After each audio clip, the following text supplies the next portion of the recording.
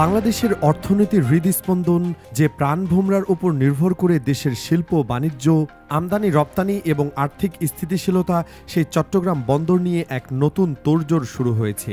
দীর্ঘদিনের জল্পনা কল্পনার অবসান ঘটিয়ে অন্তর্বর্তী সরকার এক ঝটিকা সিদ্ধান্তে বাংলাদেশের ইতিহাসে প্রথমবারের মতো বন্দরের গুরুত্বপূর্ণ অবকাঠামো বিদেশি প্রতিষ্ঠানের হাতে তুলে দিয়েছে দীর্ঘমেয়াদী লিজের মাধ্যমে। গত 17 নভেম্বর 2025 তারিখে রাজধানীর একটি হোটেলে আয়োজিত এক অনুষ্ঠানে চট্টগ্রামের লালদিয়া কন্টেইনার টার্মিনাল ডেনমার্কের এপি মুলার মায়ের সহযোগী প্রতিষ্ঠান এপিএম টার্মিনালসের হাতে এবং ঢাকার কাছে Pangaon inland container terminal Swiss প্রতিষ্ঠান মেডলকের হাতে তুলে দেওয়ার চুক্তি স্বাক্ষরিত হয়।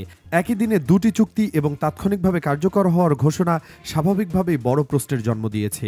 বাংলাদেশ কি বন্দর ব্যবস্থাপনায় নতুন যুগে প্রবেশ করছে, নাকি এই নবযুগের আড়ালে লুকিয়ে আছে নতুন ধরনের ঝুঁকি এবং ভূরাজনৈতিক ফাঁদ? এর উত্তর খুঁজতে হলে আমাদের প্রথমে তাকাতে হবে চট্টগ্রাম বন্দরের বর্তমান অবস্থার দিকে। বিশ্বের 405টি বন্দরের মধ্যে চট্টগ্রামের অবস্থান 334তম, যা নিঃসন্দেহে খুবই লজ্জাজনক। দুর্নীতি, অব্যবস্থাপনা, অপারেশনে দীর্ঘ সময় অপচয়, শ্রমিক অসন্তোষ আর অভ্যন্তরীণ রাজনীতির জটিলতায় জর্জরিত হয়ে দেশের প্রধান সমুদ্র বন্দরটি দিন দিন তার কার্যকারিতা হারিয়েছে। অন্যদিকে দেশের অর্থনীতি প্রসারের সাথে সাথে চট্টগ্রাম বন্দরের ব্যস্ততা বেড়েই চলেছে। এই বাস্তবতায় নতুন নতুন টার্মিনাল নির্মাণ হয়ে পড়েছে সময়ের দাবি। সেই দাবিরই প্রতিফলন ঘটছে লালদিয়া চরে নতুন টার্মিনাল নির্মাণের মাধ্যমে। একটি আধুনিক, স্বয়ংক্রিয় এবং আন্তর্জাতিক মানের কন্টেইনার টার্মিনাল নির্মাণ করতে কয়েকশো কোটি ডলারের বিনিয়োগ এবং বিশ্বব্যাপী লজিস্টিক নেটওয়ার্কের প্রয়োজন ছিল। সেই প্রয়োজন মেটাতে এগিয়ে আসে ডেনমার্কের এপিএম টার্মিনালস। এপি মোলার মেয়ার্কস গ্রুপের সম্পূর্ণ মালিকানাধীন এই প্রতিষ্ঠান বিশ্বের শীর্ষ 20টি বন্দরের 10টি পরিচালনা করে থাকে। 33টি দেশে 7টির বেশি টার্মিনাল পরিচালনার অভিজ্ঞতা তাদের রয়েছে। সরকারের পক্ষ থেকে বলা হচ্ছে, তাদের অভিজ্ঞতা, প্রযুক্তি এবং দক্ষতা চট্টগ্রাম বন্দরকে আরও শক্তিশালী করবে। পাবলিক প্রাইভেট পার্টনারশিপ বা পিপিপি প্রকল্পের আওতায় এপিএম টার্মিনালস ইতিমধ্যে 250 কোটি টাকা সাইনিং মানি হিসেবে সরকারকে দিয়েছে এবং টার্মিনালের নির্মাণে মোট 6,700 কোটি টাকা বিনিয়োগ করবে। নির্মাণ শেষে তারা প্রথম 30 বছরের জন্য এই টার্মিনাল পরিচালনা করবে, যা পরবর্তীতে আরও 15 বছরের জন্য বাড়ানো যেতে পারে। সরকারের দাবি, এই টার্মিনাল চালু হলে চট্টগ্রাম বন্দরের হ্যান্ডলিং সক্ষমতা 44% বাড়বে এবং ব্যবসায়ীরা দ্রুত ও উন্নত সেবা পাবেন। কিন্তু এই আশার আলোর মাঝে একটি গভীর শঙ্কা কাজ করছে বিশ্লেষক ও নাগরিক সমাজের মধ্যে। প্রধান প্রশ্ন হলো, দেশের প্রধান বন্দরের একটি নতুন টার্মিনাল নির্মাণের সিদ্ধান্ত অন্তর্বর্তী সরকার এত দ্রুত এবং কেন উন্মুক্ত দরপত্র বা প্রতিযোগিতা ছাড়াই কেন নিল? লালদিয়ার পুরো প্রক্রিয়া হয়েছে সম্পূর্ণ অস্বচ্ছভাবে। চুক্তির কোনো ধারা প্রকাশ করা হয়নি। কোন শর্তে লিজ দেওয়া হয়েছে, বন্দর কত রাজস্ব পাবে, অপারেটরদের কর্তৃত্ব কতটুকু, এসব প্রশ্নের উত্তর কেউ জানে না। ফলে একদিকে যেমন বিশাল বিনিয়োগ, বন্দরের সক্ষমতা বাড়ছে, অন্যদিকে চুক্তির অস্বচ্ছতায় উদ্বেগও বাড়ছে, যা নিয়ে প্রশ্ন তুলেছে নাগরিক সমাজ, রাজনৈতিক দল এবং টিআইবির মতো প্রতিষ্ঠানগুলো।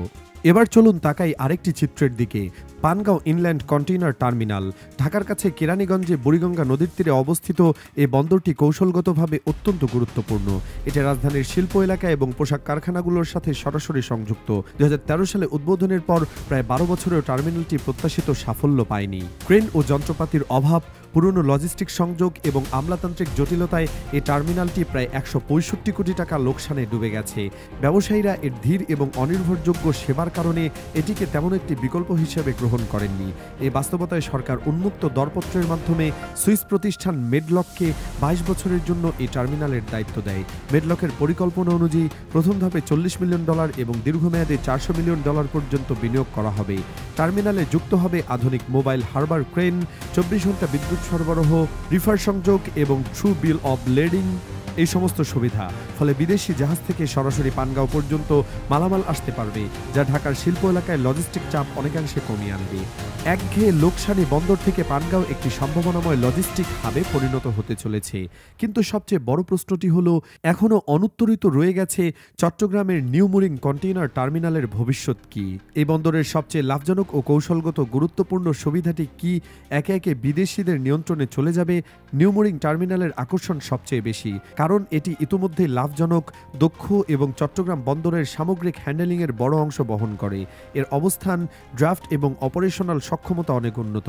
এ কারণেই ইউরোপীয়, মধ্যপ্রাচ্য এবং চীনা অপারেটররা একাধিকবার এই টার্মিনালের প্রতি আগ্রহ প্রকাশ করেছে। চট্টগ্রাম বন্দরের ভবিষ্যৎ সম্প্রসারণের মাস্টার প্ল্যানে আন্তর্জাতিক অপারেটরদের সম্পৃক্ত করার বিষয়টি গুরুত্ব পাচ্ছে এবং এর আধুনিকায়নে হাজার হাজার কোটি টাকার বিনিয়োগ একা সরকার বা দেশীয় প্রতিষ্ঠান বহন করতে পারবে না বলে মনে করা হচ্ছে। কিন্তু একটি লাভজনক টার্মিনালকে বিদেশিদের হাতে ছেড়ে দেওয়ার বিষয়ে বিভিন্ন সংগঠনের পক্ষ থেকে তীব্র বিরোধিতা রয়েছে। এক্ষেত্রে যদি লালদিয়ার মতো অস্বচ্ছ ও একতরফা প্রক্রিয়ায় এই টার্মিনাল বিদেশিদের হাতে তুলে দেওয়া হয়, তাহলে জনমনে ক্ষোভ আরও বাড়বে এবং সরকারের উদ্দেশ্য নিয়ে প্রশ্ন আরও তীব্র হবে। সবচেয়ে গুরুত্বপূর্ণ বিষয় হল ভূরাজনীতি। নিউ মুরিং টার্মিনাল পশ্চিমা, চীনা এবং আঞ্চলিক শক্তিগুলোর নজরে রয়েছে। যে কোনো এক পক্ষকে এই টার্মিনাল দিলে বন্দর রাজনীতিতে ভারসাম্য নষ্ট হওয়ার ঝুঁকি রয়েছে। সুতরাং বাংলাদেশ এখন সত্যি এক অত্যন্ত গুরুত্বপূর্ণ দ্বিমুখী মোড়ে দাঁড়িয়ে গেছে। দেশের উন্নয়ন যাত্রা দ্রুত গতিতে এগোচ্ছে। বিশেষ করে বন্দর করিডোর, রেল, জ্বালানি ও লজিস্টিক্স ব্যবস্থায় বড় বড় উদ্যোগ নেওয়া হয়েছে। এসব প্রকল্প বাস্তবায়িত হলে অবকাঠামো আরও উন্নত হবে, বাণিজ্য বাড়বে এবং আন্তর্জাতিক মানের সেবা নিশ্চিত করা সম্ভব হবে, যা নিঃসন্দেহে অর্থনৈতিক প্রবৃদ্ধিতে ইতিবাচক প্রভাব ফেলবে। এ কারণে অনেকেই মনে করছেন বাংলাদেশ এখন একটি রিজিওনাল হাবে পরিণত হওয়ার ঐতিহাসিক সুযোগ পেয়েছে। কিন্তু একই সঙ্গে রয়েছে আরেকটি আশঙ্কা, কৌশলগত সম্পদের ওপর নিয়ন্ত্রণ হারানোর ভয়। বিশেষ করে বন্দর, করিডোর বা লিজ চুক্তি নিয়ে যতই আলোচনা সামনে আসে, সাধারণ মানুষের মধ্যে প্রশ্নও ততই বাড়ে। উন্নয়নের নামে কি বিদেশি শক্তির উপর অতিরিক্ত নির্ভরশীল হয়ে পড়ছে বাংলাদেশ? ভূরাজনীতির অন্ধকার নেপথ্যে কি কোনো দীর্ঘমেয়াদী ঝুঁকি লুকিয়ে আছে? ভারতের সাথে ঘনিষ্ঠতা, চীন ও যুক্তরাষ্ট্রের প্রতিযোগিতা, সবকিছুর মাঝে বাংলাদেশের অবস্থান ক্রমেই সূক্ষ্ম হয়ে উঠছে। অতএব সরকারের এসব উদ্যোগ দেশকে সত্যিই এক নতুন উচ্চতায় নিয়ে যাবে, নাকি অজান্তেই একটি জটিল ভূরাজনৈতিক ফাঁদে ঠেলে দেবে? সেই উত্তরের জন্য এখন অপেক্ষায় রয়েছে গোটা জাতি। উন্নয়ন আর সার্বভৌমত্বের এই সূক্ষ্ম ভারসাম্যই বাংলাদেশের ভবিষ্যৎ নির্ধারণ করবে।